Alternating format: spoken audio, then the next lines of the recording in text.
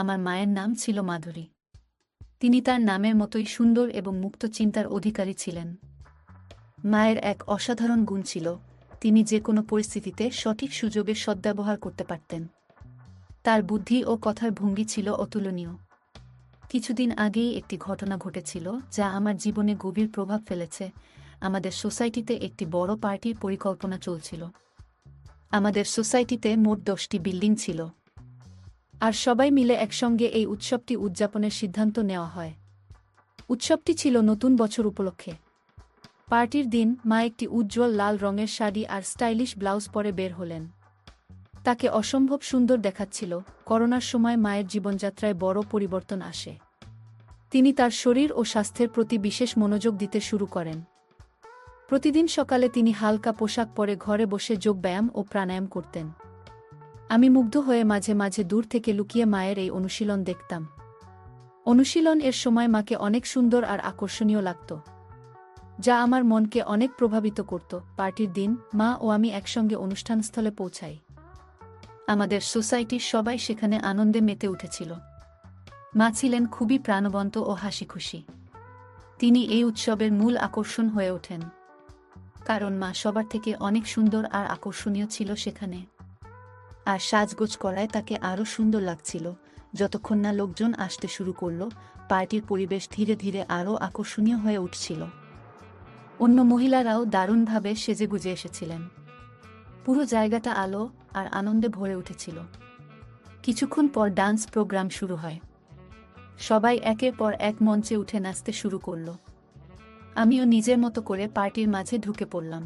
পার্টির এক কোণে গিয়ে আমি এক বোতল পানীয় তুলে নিই। লুকিয়ে লুকিয়ে পান করতে থাকি। এদিকে নাচের মধ্যে একটা মেয়ের সঙ্গে আমার আলাপ হয়। তার নাম ছিল নেহা। তার হাসি আর কণ্ঠে যেন কিছু আলাদা আকর্ষণ ছিল। সে আমার কাছে এসে কথা বলল এবং এক পর্যায়ে আমাকে প্রস্তাব দেয়। নেহা আমাকে বলল, চলো আমার বাড়ি, আমি তোমার পাশে কিছু সময় থাকতে চাই। আমি তখন এমন অবস্থায় ছিলাম যেখানে আমার নিজের উপর নিয়ন্ত্রণ ছিল না। মন চাইছিল কোনো কিছু নতুন করার। আমরা ঠিক পার্টি ছেড়ে বেরিয়ে যাব, এমন সময় আমার মা সেখানে এসে পৌঁছালেন। মা বুঝতে পেরেছিলেন যে আমি কোথাও লুকিয়ে আছি, আর তিনি আমাকে খুঁজতে খুঁজতে ঠিক সেখানে চলে এলেন। মা আমাকে দেখতে পেয়ে থমকে গেলেন। তার চোখে উদ্বেগ আর কষ্টের ছাপ ছিল। তিনি আমার হাত ধরে বললেন, তুমি কি জানো তুমি কি করতে যাচ্ছ? এই পথে হেঁটো না, জীবনকে নিজের নিয়ন্ত্রণে রাখো। মায়ের কথাগুলো যেন আমার ভিতর গভীর ছাপ ফেলল। পার্টির এক কোণে যখন আমি লুকিয়ে পানীয় পান করছিলাম, তখন হঠাৎ মায়ের গলা শুনতে পেলাম। মা আমাকে খুঁজে পেয়ে ডাক দিলেন। আমি হতবাক হয়ে গেলাম, আর নেহা ভয় পেয়ে চুপচাপ সেখান থেকে চলে গেল। আমি মায়ের দিকে এগিয়ে গেলাম। মা আমাকে দেখে বললেন, এটা কি তোমার পার্টি করার স্টাইল? আমি কিছু বলার আগে মা আমার মুখের দিকে তাকিয়ে বললেন, তুমি কি পান করেছ? তোমার মুখ থেকে তো পানীয়ের গন্ধ আসছে। লজ্জা করে না তোমার? আমি মাকে বোঝানোর চেষ্টা করলাম। বললাম, মা, এটাই আমার প্রথমবার। বছরের এই দিনটা একটু আনন্দ করতে চেয়েছিলাম। মা আমার কথা শুনে শান্ত স্বরে বললেন, আনন্দ করো, কিন্তু এমন গোপনে নয়। যদি কেউ দেখে ফেলে বা জানতে পারে, তবে তোমার বাবার মান সম্মান কি হবে? নিজের কাজের জন্য পরিবারের মানমর্যাদা নষ্ট করো না। আমি প্রতিশ্রুতি দিলাম, মা, আমি আর কখনো এমন করব না। সবকিছু তোমাকে জানিয়ে করব। মা আমার দিকে তাকিয়ে বললেন, সত্যি বলতে, সমস্যা আনন্দে নয়, সমস্যা তখন হয় যখন তুমি লুকিয়ে কিছু করো। যা করছো তা সঠিক পথে করো। আর বাইরের কারো কাছে এমন কিছু করো না যাতে তারা তোমার বা আমাদের সম্মান নিয়ে কথা বলতে পারে। এরপর আমি মায়ের হাত ধরে বললাম, মা, আজকের দিনটা নষ্ট করো না। তুমি এসো, আমাদের সঙ্গে পার্টিতে যোগ দাও। মা আমার কথায় রাজি হয়ে গেলেন। আমরা আবার পার্টিতে ফিরে গেলাম। মা ধীরে ধীরে স্বাভাবিক হয়ে উঠলেন এবং অন্যদের সঙ্গে কথা বলতে শুরু করলেন। কিছুক্ষণ পরে লোকজন পার্টি ছেড়ে বেরিয়ে যেতে শুরু করল, কারণ ড্রিঙ্কস শেষ হয়ে গিয়েছিল। তখন মা আমাকে একটি টেবিলের কাছে নিয়ে গিয়ে বসলেন। হঠাৎ মা বললেন, আমিও একটা পানীয় চেখে দেখতে চাই। যাও, সেই কোণ থেকে একটি বোতল নিয়ে এসো, যেখানে তুমি আগে ছিলে। আমি মায়ের কথা শুনে অবাক হলাম। আমি বিস্মিত হলেও বোতল নিয়ে এলাম। মা নিজেই 2টি গ্লাসে পানীয় ঢাললেন এবং বললেন, এই সময়ে আনন্দের মাঝেও দায়িত্বশীল হতে শেখা উচিত।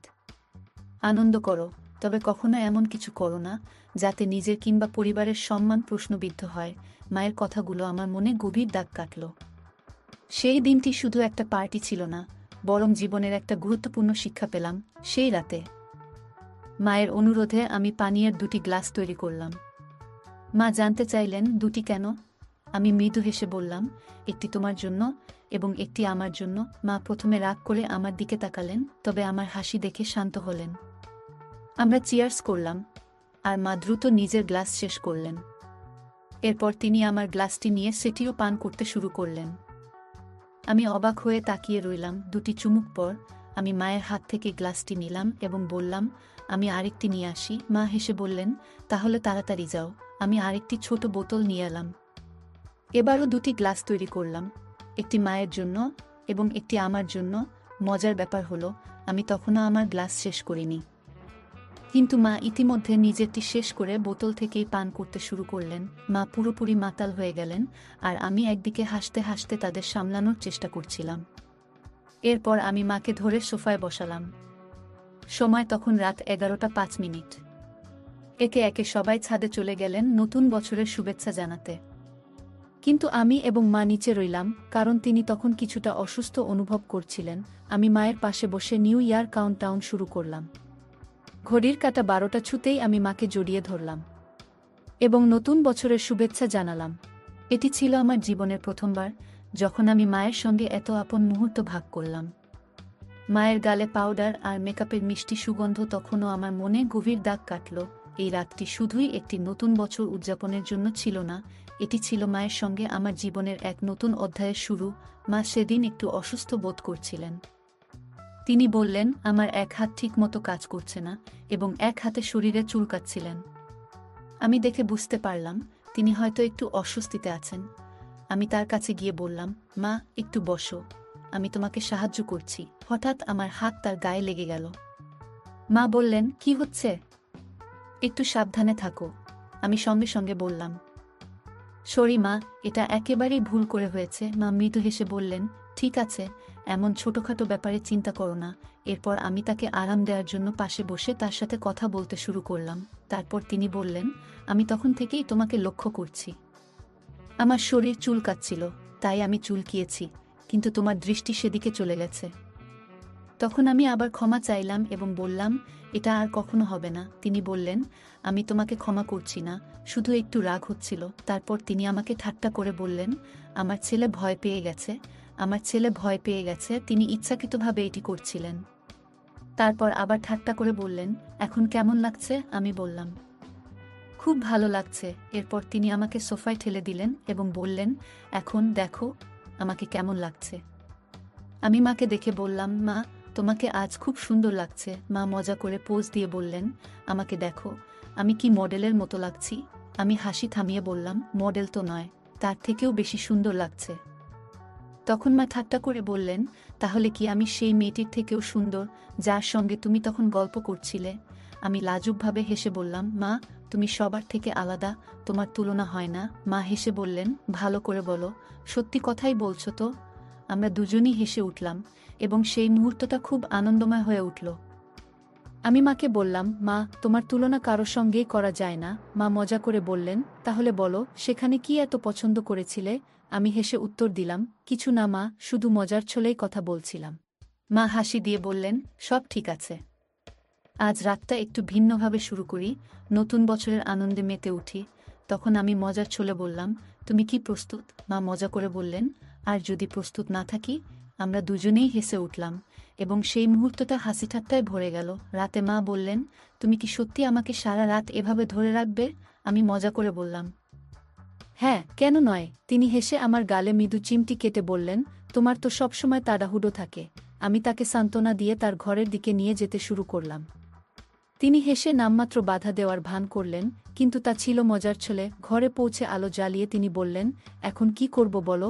আমি মজার ছলে বললাম, আরাম করে ঘুমানোর সময় হয়েছে মা। তিনি একটু চিন্তিত ভঙ্গিতে বললেন, তবুও এত দেরি করে ঘুমানো কি ঠিক হলো? আমি হাসি মুখে বললাম, আজকের রাতটা বিশেষ মা, একটু মজা করলে ক্ষতি নেই। আমরা দুজনেই হেসে উঠলাম আর সেই মুহূর্তটা আনন্দে ভরে উঠল। তখন সে বলল, কিন্তু আমার তো জানা থাকবে পরে যদি খারাপ লাগে? এখন হয়তো ভালো লাগছে, কিন্তু ভবিষ্যতে এই সম্পর্কের দিকটা হয়তো বদলে যাবে। আমি বললাম, তোমার প্রতি আমার অনুভূতি সত্যি। আমি অনেকদিন ধরে তোমার পাশে আছি, একজন ভালো বন্ধুর মতো। কিন্তু যদি আজ আমরা এই মুহূর্তটাকে হারিয়ে ফেলি, তাহলে হয়তো সবকিছু বদলে যাবে। সে এক মুহূর্ত ভাবল, তারপর বলল, ঠিক আছে, কিন্তু একটাই শর্ত, আজকের পর আর কখনো কিছু আশা করো না। আমি খুশি মনে বললাম, ঠিক আছে, আমি তোমার শর্ত মেনে নিচ্ছি। তারপর সে আমার দিকে তাকিয়ে জিজ্ঞাসা করল, তুমি এমনভাবে দাঁড়িয়ে আছো কেন? আমি বললাম, কিছু না। তখন মা বলল, তাহলে যাও। যদি তুমি না চাও। আমি বললাম, তোমার ইচ্ছা যদি না থাকে, তাহলে আমি চলে যাই। আমি বিছানায় বসেছিলাম, তখনই সে আমার হাত ধরে টেনে বলল, তুমি এত গম্ভীর কেন? সবকিছু এত সিরিয়াস ভাবে নিও না। আমি অবাক হয়ে বললাম, তাহলে তুমি চোখ বন্ধ করে আগে শুয়েছিলে কেন? সে হাসতে হাসতে বলল, আলোটা আমার চোখে পড়ছিল, তাই চোখ বন্ধ করেছিলাম। আমি আলো বন্ধ করে আবার শুয়ে পড়লাম। সেই রাতে পার্টির পরে আমরা প্রথমবার এতটা সময় একসঙ্গে কাটিয়েছিলাম। তখনই সে উঠে গেল, আলোটা জ্বালালো এবং বাথরুমে চলে গেল। ফিরে এসে আবার বিছানায় শুয়ে পড়ল। আমি তাকে দেখে বললাম, মা, তুমি খুব সুন্দর লাগছো। সে হাসি দিয়ে বলল, এখন তো আমি আগের থেকে অনেকটাই রোগা হয়েছি, তাও কি তোমার কাছে ভালো লাগি? আমি বললাম, তুমি যেভাবেই হও, সবসময় আমার কাছে সুন্দর। আমি মাকে বললাম, তুমি সবসময় সুন্দর লাগো। মা মুচকি হেসে বললেন, আজ তোমার বাবা আসছে না, আমরা দুজনে একসঙ্গে সময় কাটাবো। দরজাটা বন্ধ করে দাও, আর বাইরে যাওয়ার দরকার নেই। আমি বললাম, মা, তুমি তো অনেক স্মার্ট। আমি ভেবেছিলাম তুমি পুরনো ধাঁচের মানুষ। মা হেসে বললেন, আমি এমন নই, আমি নিজের মতো করে চলি। তোমার যদি কিছু মনে হয়, নির্দ্বিধায় আমাকে বলো। আমি বললাম, আমার তোমাকে নাম ধরে ডাকতে ইচ্ছা করছে। মা বললেন, দেখো। আমি প্রথমবার তাকে তার নাম ধরে ডাকলাম, আর আমরা দুজনে হেসে উঠলাম। হাসতে হাসতে আমি বললাম, মা, তোমার আর বাবার কথাবার্তা এখন খুব একটা হয় না, তাই না? মা হেসে বললেন, হ্যাঁ, এখন খুব কম হয়, মাসে 1-2 বার, তাও সময় বের করা মুশকিল। আমি বললাম, সত্যি? মা মাথা নেড়ে বললেন, হ্যাঁ সত্যি। আমরা আবার হেসে উঠলাম। কিছুক্ষণ পর আমি মাকে জিজ্ঞাসা করলাম, মা, তোমার কি প্রয়োজন? মা মুচকি হেসে বললেন, তুই আমার ছেলে, আমি তোকে সবকিছু বলতে পারি। আমি বললাম, তাহলে আজকের রাত শুধু আমাদের জন্য। আমরা একে অপরের মুখোমুখি বসে গল্প করতে শুরু করলাম। মা আমাকে তার তারুণ্যের দিনগুলোর কথা বললেন, কিভাবে তিনি অনেক কঠিন সময় পার করেছেন এবং সবকিছু সামলেছেন। আমি তার কথা শুনলাম এবং আমার মনের কথাগুলোও তাকে জানালাম।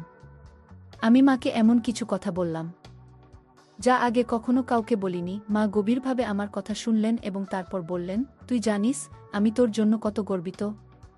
তুই সবসময় আমার পাশে থেকেছিস। আজ আমরা শুধু একে অপরের সাথে সময় কাটাবো।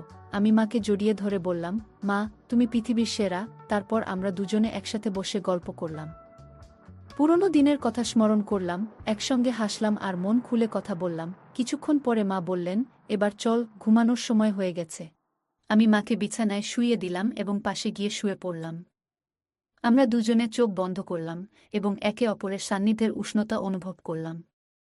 সেই রাতের গভীর নিস্তব্ধতায় আমি অনুভব করলাম, আমার জীবনে মায়ের গুরুত্ব ঠিক কতটা। সে সবসময় আমাকে কাছে রাখে, যেন আমি তার জীবনের একটি গুরুত্বপূর্ণ অংশ। আমি জানি তার জন্য আমি ঠিক কি, কিন্তু মাঝে মাঝে আরও ভালোভাবে বুঝতে চাই। পরের দিন সকালে যখন আমার ঘুম ভাঙল, আমি দেখলাম মা এখনো গভীর ঘুমে। তার মুখে এক ধরনের প্রশান্তি ছিল, যা দেখলে যে কারোর মন শান্ত হয়ে যাবে। আমি ধীরে ধীরে উঠে বিছানার চাদর ঠিক করে দিলাম, যেন সে আরাম করে ঘুমাতে পারে।